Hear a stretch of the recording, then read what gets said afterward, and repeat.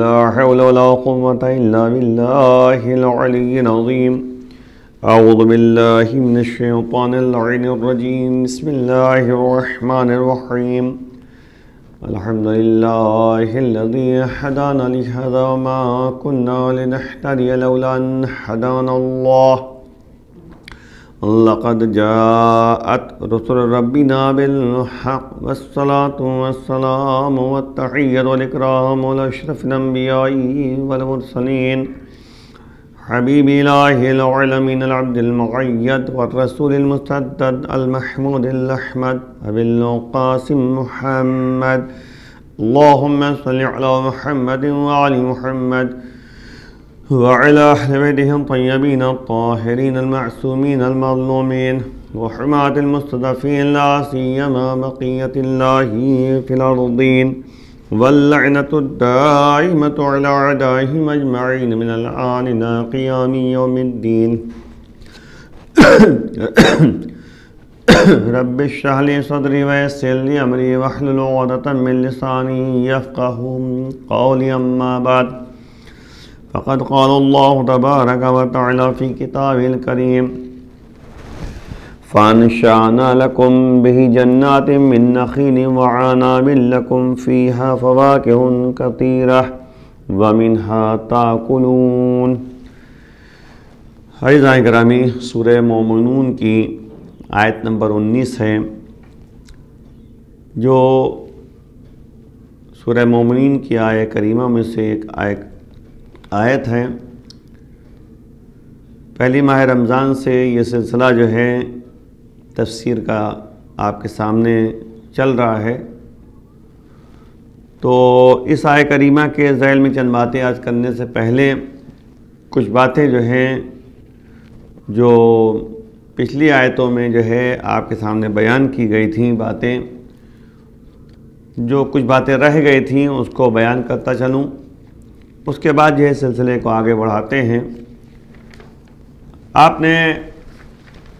یعنی اس آیت کریمہ کو اگر غور سے آپ دیکھیے تو اللہ کہہ رہا ہے کہ پھر ہم نے اس پانی سے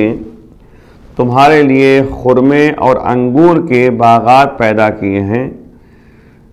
جن میں بہت زیادہ میوے پائے جاتے ہیں اور پھل بہت زیادہ ہوتے ہیں، اور انہی میں سے جو ہے تم کھا بھی لیتے ہو. تو اس سے قبل جو ہے آپ کے سامنے جو باتیں بیان کی گئی تھیں اگر غور کریں آپ تو پروردگار عالم نے جو ہے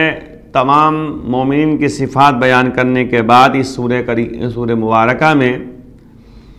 خلقت انسان کے بارے میں گفتگو کی تھی کہ انسان کو کس طریقے سے پیدا کیا گیا ہے. وہ باتیں بیان کرنے کے بعد جو ہے سلسلہ جو ہے آگے بڑھا تھا کہ تم کو جب ایک نطفے سے پیدا کیا گیا اور گیلی مٹی سے پیدا کیا گیا اور تمہارے اندر روح ڈال دی گئی اور تمہیں اس دنیا میں لایا گیا اور تمہیں جو ہے عہد و پیمان سے روشناس کیا گیا تھا، لیکن اس دنیا میں آنے کے بعد تم جو ہے اس عہد و پیمان کو جو ہے بھول جاتے ہو.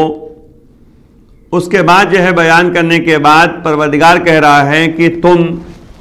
اس کے بعد جو ہے مر جاؤ گے، موت تمہارے پاس آئے گی. یعنی خلقت انسان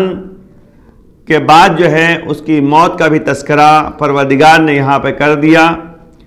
کہ تم انکم بعد ذالک لمیتون، تم سب کے سب جو ہے مر جاؤ گے، میت ہو جاؤ گے، موت تمہارے پاس آئے گی. مولا کا وہ قول جو میں نے پچھلے درس میں آپ کے سامنے بیان کیا تھا کہ مولا نے فرمایا تھا کہ اولہ النطفہ وآخرہ الجیفہ، یعنی شروعات جو ہے نطفہ ہے اس کی انسان کی اور آخر میں جو ہے جیفہ ہے، یعنی مردار ہے، مر جائے گا انسان، مردار ہے. اور دونوں صورتوں میں جو ہے نجاست برقرار ہے. نطفہ بھی نجس ہے اور میت بھی اگر غسل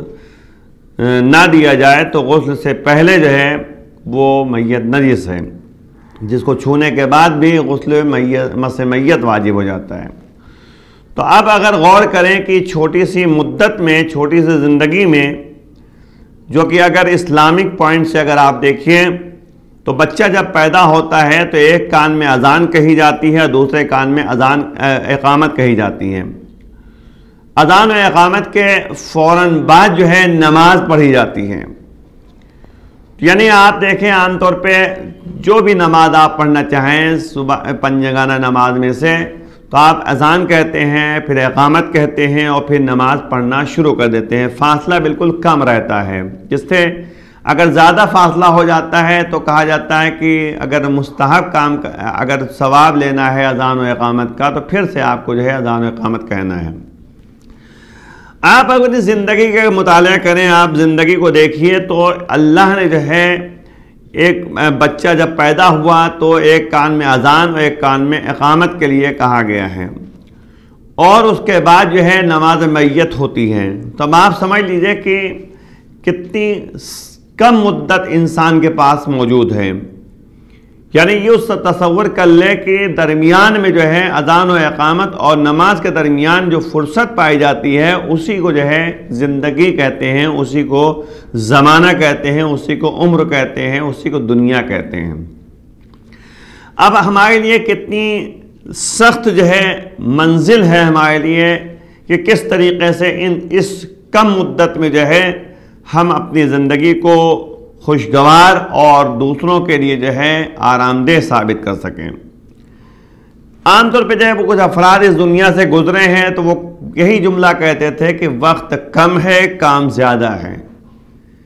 یعنی زندگی اس طرح گزارنا چاہیے کہ جس طرح مولا نے فرمایا ہے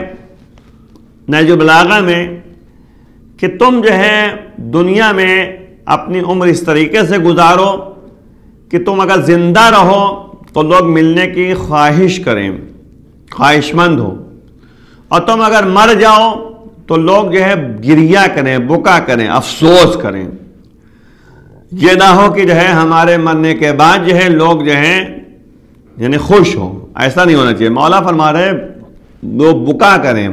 گریہ کریں۔ تو زندگی ہماری جو ہے خوشگوار اس وقت ہو سکتی ہے جب اسلامک پوائنٹ سے جو ہے ہم اپنی زندگی کو آگے بڑھائیں، احکام شریعت کے پابند ہو جائیں، احکام اسلامی کا پابند ہو جائیں۔ بہرحال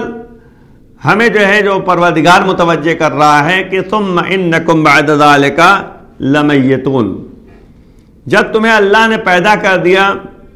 اور اس میں جو ہے یعنی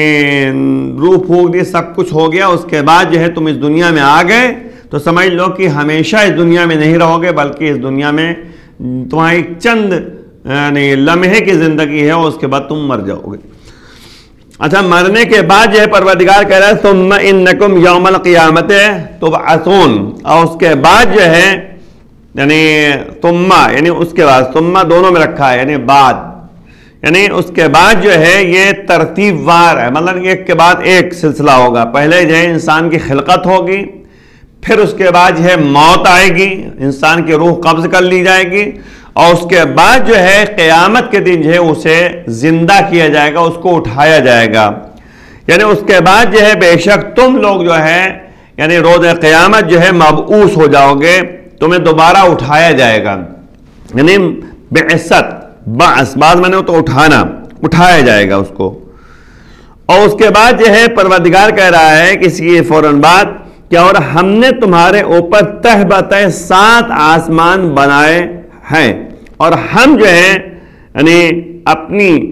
مخلوقات سے ہم غافل نہیں ہیں۔ پروردگار ہر ایک کے بارے میں جانتا ہے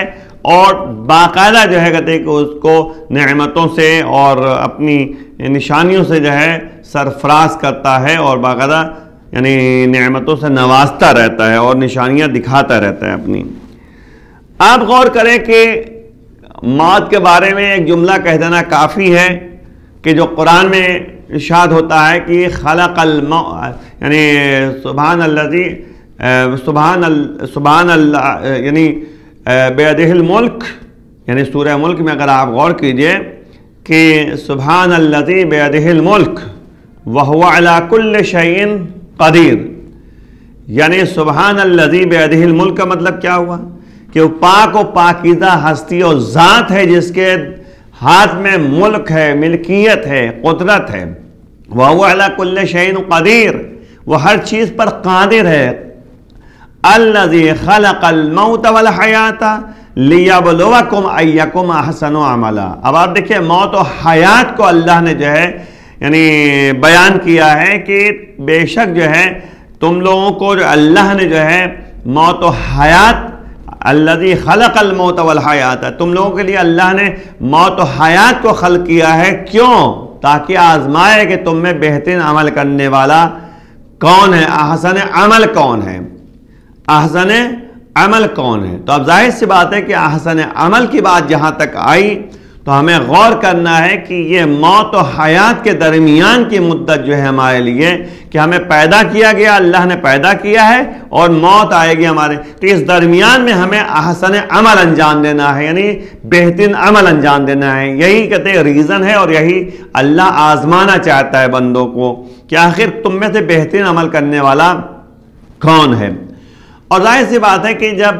انسان جو ہے موت و حیات کو جو ہے پیش نظر رکھے گا، جو اللہ کی نعمتوں میں سے ایک نعمت ہے، آپ دیکھیں کہ بہت سارے لوگ جو ہیں یعنی اس دنیا میں آئے اور شداد جیسا یعنی شخص جو نبی سے مقابلے پہ آ جاتا ہے، اور نبی نے جب بتایا کہ جو تم جنت میں جاؤ گے اور جنت یعنی تم ایمان لے آؤ، تو مخالفت کرنے لگا، کہا کہ جنت میں کیا کیا ملے، تو تمام نعمتیں جب بتائی، کہا جنت ہم خود بنا لیں گے۔ اب آپ غور کیجئے،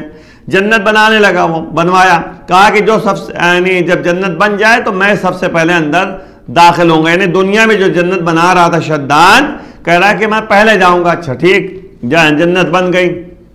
انجینئر نے آ کے بتایا، مہمان نے بتایا کہ جنت بن گئی۔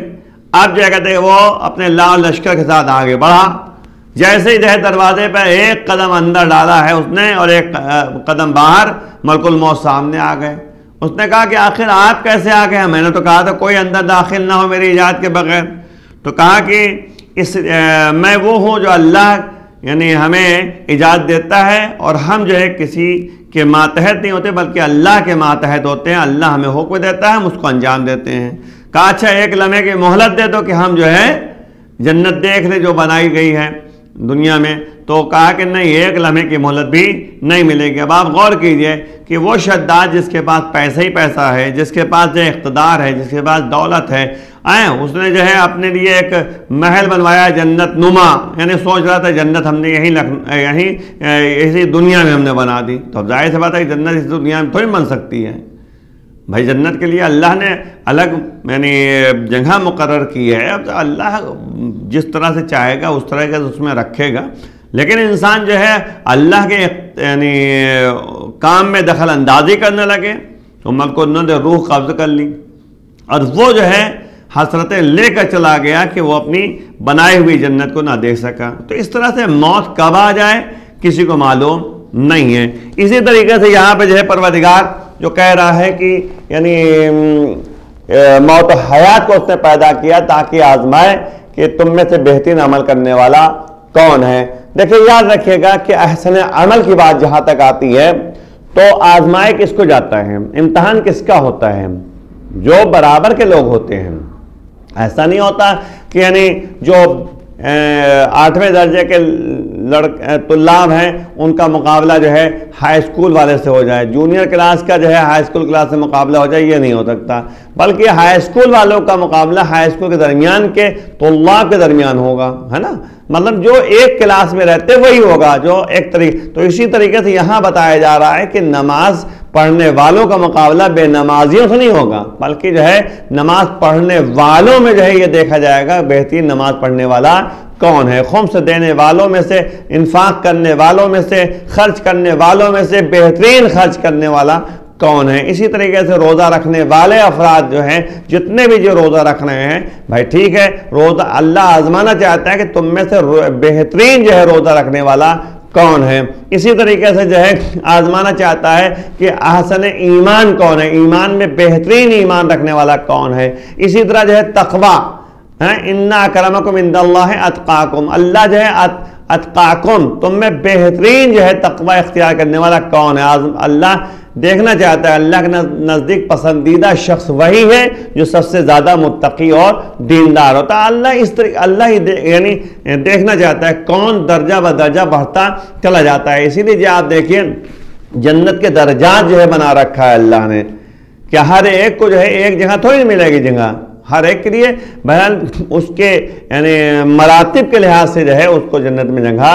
دی جائے گی۔ تو بہرحال جو ہے ہمیں یہ سمجھنا ہوگا اور سوچنا پڑے گا کہ احسن عمل کیا ہے۔ تو اب اللہ یہاں پہ کہہ رہا ہے کہ اس کے بعد موت جب تمہارے پاس آ جائے گی تو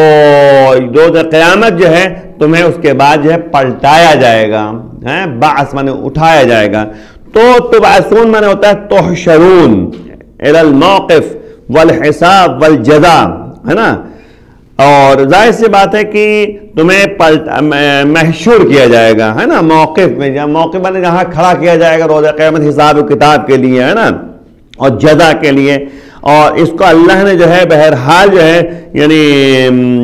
خبر دی ہے اور بتایا ہے نا، کہ بے شک یہ تمام چیزیں جو ہے غور کرنے کے بعد ہے، توجہ کرنے کے بعد ہے۔ تو اس کے بعد جو ہے یعنی یہاں پر جو ہے یعنی بعث کے معنی ہوتا ہے اعادہ، بعث معنی ہوتا ہے اعادہ یعنی پلٹانا، عود سے نکلا اعادہ۔ وَهَذَا لَا يَمْنَعُ مِنَ الْأَحْيَاءِ فِي الْقُبُورِ، ہے نا، یہ فرق نہیں پڑتا کہ قبروں میں جو ہے وہ زندہ ہے، ظاہر سے بات ہے قبر سے زندہ کیا جائے گا، احیا معنی ہوتا ہے زندہ کرنا، تو قبر سے زندہ کیا جائے گا، یعنی قبر میں مر گیا تھا، اس کو باقاعدہ قبر میں جو ہے جگہ ملی تھی، وہ ظاہر سے بات ہے کہ دیکھیے سیدھی بات یہ ہے کہ ہمارے پاس جو ہے جو یعنی شواہد ہیں اور گواہ ہے، اس بات کی طرف متوجہ کیا جا رہا ہے کہ یعنی کچھ ایسے افراد ہوتے ہیں جو اس دنیا سے چلے جاتے ہیں، لیکن جب ان کو اٹھایا جاتا ہے یا مطلب کہ کسی وجہ سے جو ہے قبر جو ہے یعنی کھودی گئی یا قبر میں یعنی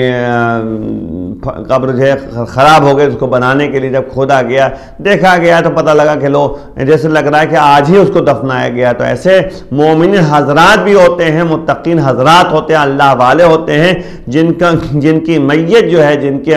جسم جو ہے ختم نہیں ہوتا، برباد نہیں ہوتا، باقاعدہ جو ہے ویسے ہی جسم رکھا رہتا ہے قبر میں، اچھے لوگ جو ہوتے ہیں۔ لیکن جو عام طور پہ جو ہے یہ بات ہے کہ قبر میں جو ہے انسان کا جسم جو ہے ختم ہو جاتا ہے، یعنی مٹی کھا جاتی ہے اسے، تو ظاہر سی بات ہے کہ یہ یعنی سسٹم جو ہے ختم ہو جاتا ہے کہ انسان کا جسم جو ہے ہڈی اور رہ جاتی ہے، پھر ہڈی بھی دھیرے دھیرے جو ہے گل جاتی ہے۔ تو یعنی مقصد کہنے کا یہ ہے کہ ہڈی ہو گئی اور ہڈی گل بھی گئی تو پروردگار اسی ہڈی سے دوبارہ جو ہے انسان کو زندہ کرے گا۔ تو ظاہر سی بات ہے کہ ہمارے یعنی ائمہ طاہرین اور اسی طریقے سے جو ہے انبیاء کو اللہ نے جو ہے باقاعدہ معجزہ بھی جو ہے دیا تھا، جس کو جو ہے دنیا والوں کو دکھایا بھی۔ جناب عیسیٰ کا معجزہ یہی تھا کہ مردوں کو زندہ کرتے تھے، مردے کو زندہ کرتے تھے۔ اسی طریقے سے جو ہے تاریخ میں تمام چیزیں پائی جاتی ہیں۔ اچھا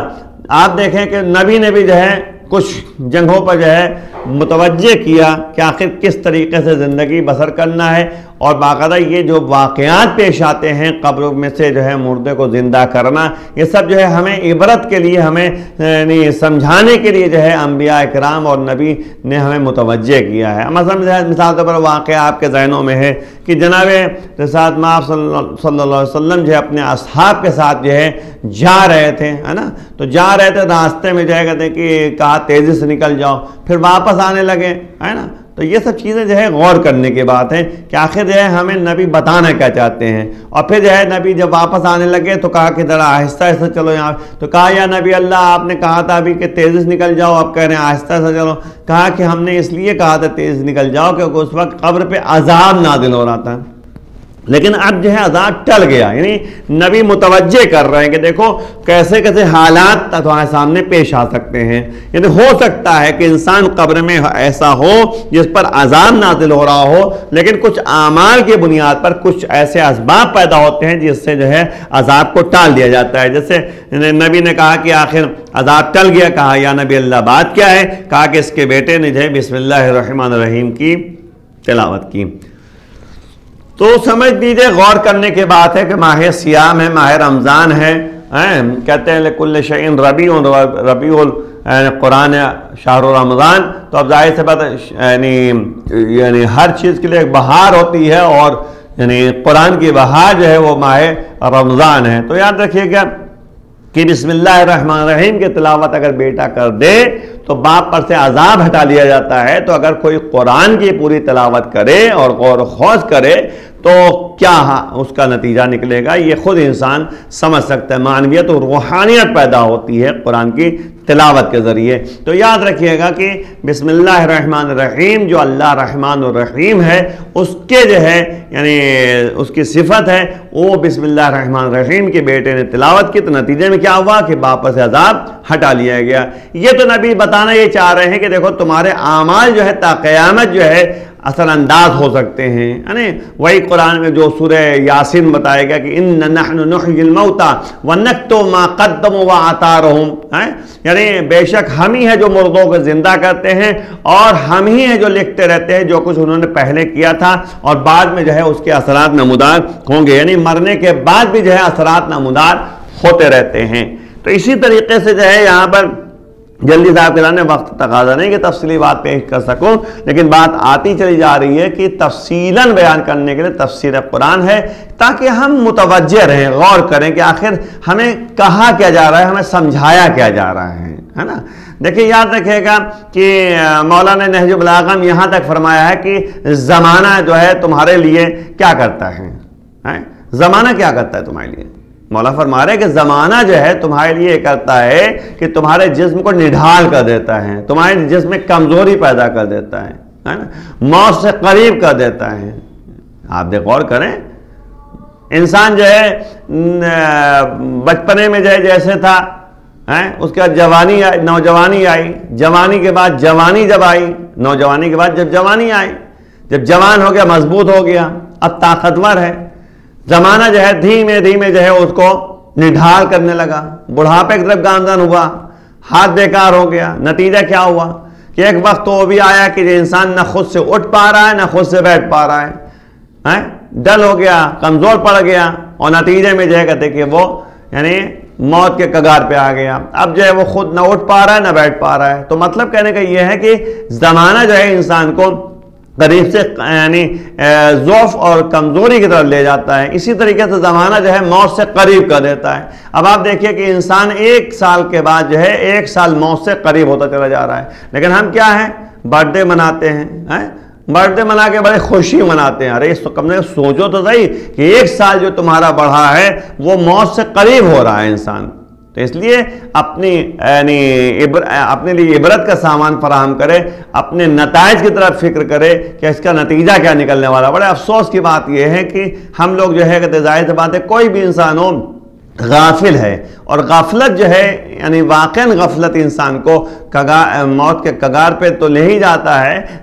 انسان کی غفلت جو ہے کہتے ہیں موت کے کگار تک پہنچنا ہی پہنچنا ہے، اور نتیجے میں جو ہے موت تو آنی ہی آنی ہے انسان کے لیے۔ لمیتون قرآن کہہ رہا ہے کہ تم انکم بعد ذالک لمیتون، اس کے بعد تم جو ہے مر جاؤ گے، میت ہو جاؤ گے، مردہ ہو جاؤ گے۔ تو اب ظاہر سی بات ہے کہ ہم جو ہے یعنی غفلت جو کر رہے ہیں تو اس سے کیا ہوگا، اس سے جو ہے عذاب الہی مبتلا ہوں گے، کیونکہ اللہ کے احکام سے غافل رہنا اور اللہ کے مرضی کے مطابق عمل نہ کرنا یہ بہرحال جو ہے کارآمد ثابت نہیں ہو سکتی باتیں۔ تو اس لیے ہمیں ضرورت ہے کہ ہم اس کو سوچیں۔ اللہ کہہ رہا ہے کہ اس کے بعد تمہیں روز قیامت پلٹایا جائے گا۔ نبی نے جو ہے ایک واقعہ اور آپ کے سامنے نقل کرنا مناسب سمجھتا ہوں کہ جس سے ہم سمجھ سکیں کہ آخر جو ہے ہمیں یعنی باقاعدہ قرآن یعنی متوجہ کیا گیا ہے کہ کیسے اللہ جو ہے دوبارہ زندہ کرے گا۔ اور نبی نے بھی جو ہے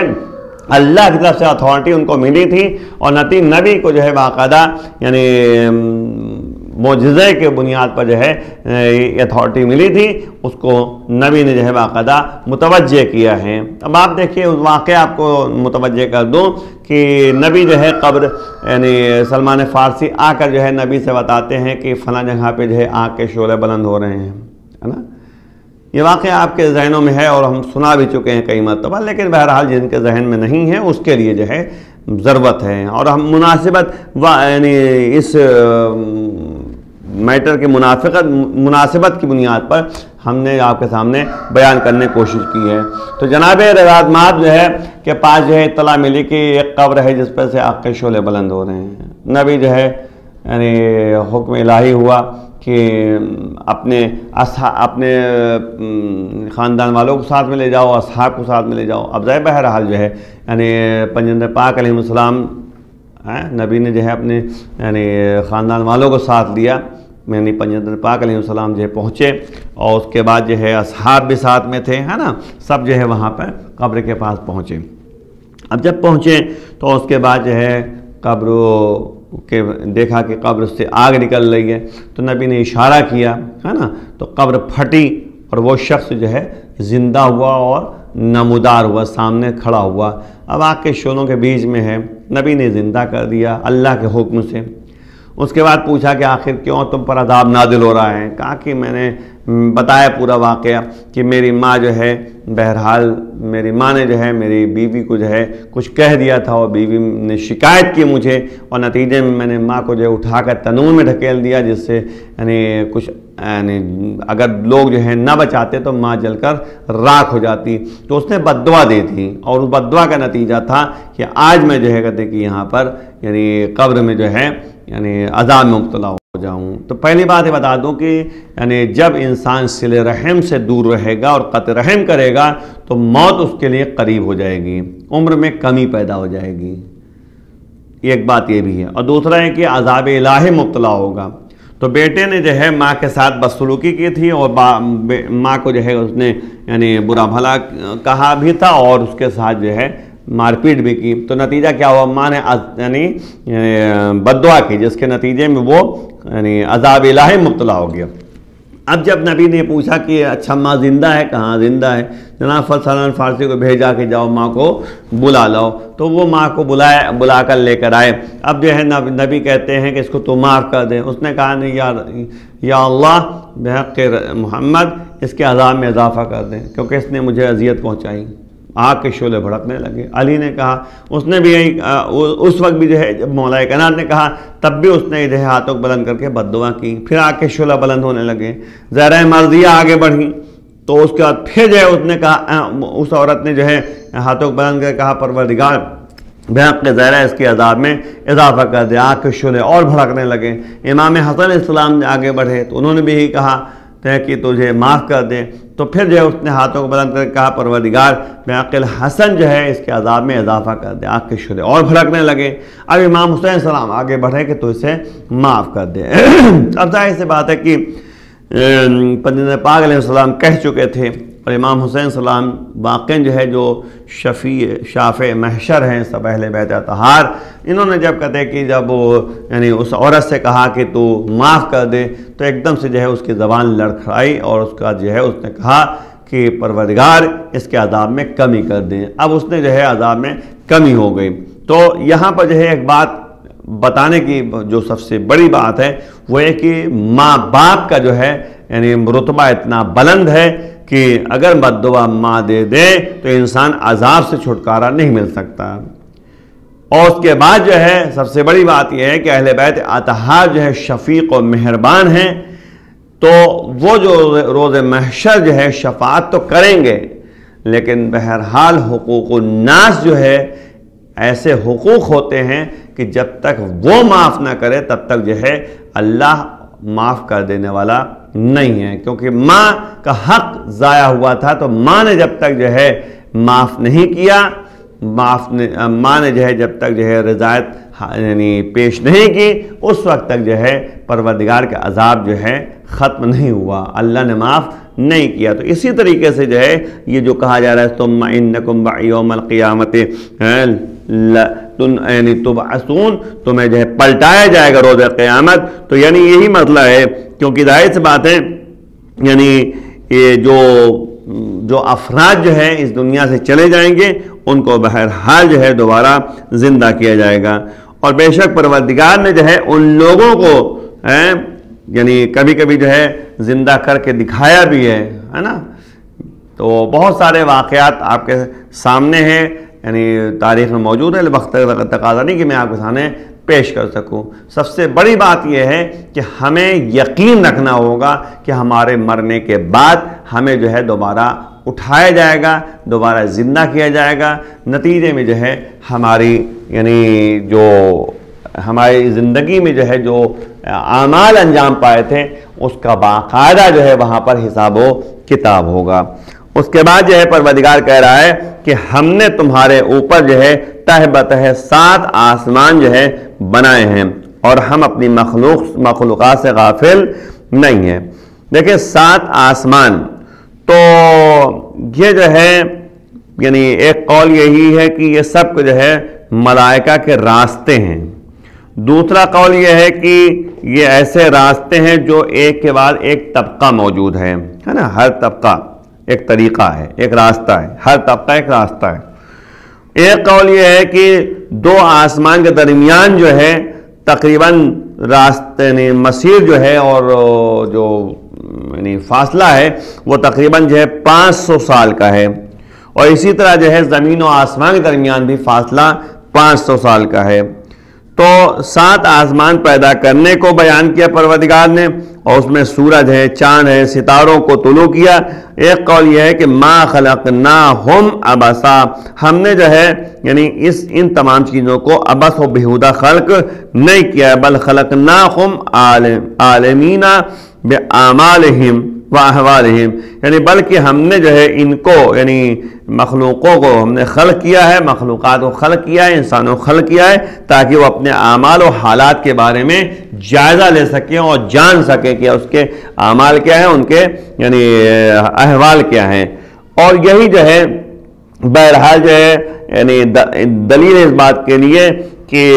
وہ جو ہے اللہ تعالیٰ جو ہے تمام معلومات کے بارے میں علم رکھتا ہے، اور اس میں جو ہے سب سے بڑی بات ہے کہ اللہ نے جو ہے برائیوں سے روکا ہے اور طاعات کی طرف ترغیب دلائی ہے، رغبت دلائی ہے۔ اور اسی لیے قرآن میں یہاں پر جو ہے تذکرہ موجود ہے وَمَا الْحَيَاةُ الدُّنْيَا إِلَّا لَعِبٌ وَلَهْوٌ وَلَلدَّارُ الْآخِرَةُ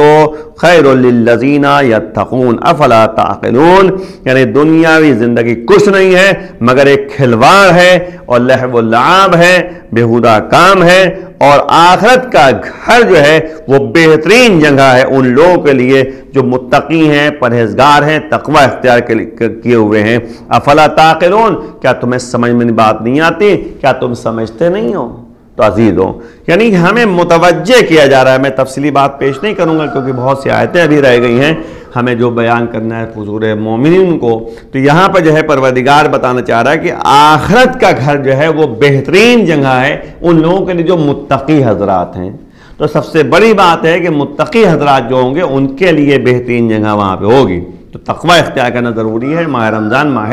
تقوی ہے۔ اس کے بعد پروردگار نے جو ہے بیان کیا کہ ہم نے جو ہے آسمان سے پانی نازل کیا ہے، اور ہم نے پانی جب نازل کیا ہے تو ہم جو ہے کہتے ہیں کہ یہ بھی قدرت رکھتے ہیں کہ پانی کو ہم پلٹا دیں۔ تو پانی بہت بڑی نعمت ہے جو ہمیں متوجہ کیا جا رہا ہے۔ اور اس کے بعد پروردگار نے یہاں پر جو ہے جو بیان کیا ہے کہ ہم نے جو ہے یعنی ان کے تم لوگوں کے لیے جو ہے یعنی انگور اور باغات ہے نا، کھجور اور انگور اور بہت سارے پھل جو ہے ہم نے تمہارے لیے پیدا کیے اور انہیں میں سے تم کھاتے ہو۔ یہ اللہ اپنی نعمتوں کی طرف ہمیں متوجہ کر رہا ہے۔ آخر میں بارگاہ معبود میں دعا کرتے ہیں پروردگار بحق زہرا و ابیہا و بالہا بنیہا ہمارے گناہوں کو معاف فرما، جو افراد پریشان حال کے پریشانی دور فرما، پروردگار امام کے آوانوں انصار میں شمار فرما، امام کے ظہور میں تعجیل فرما بے نبی والے، وآخر دعوانا الحمدللہ رب العالمین۔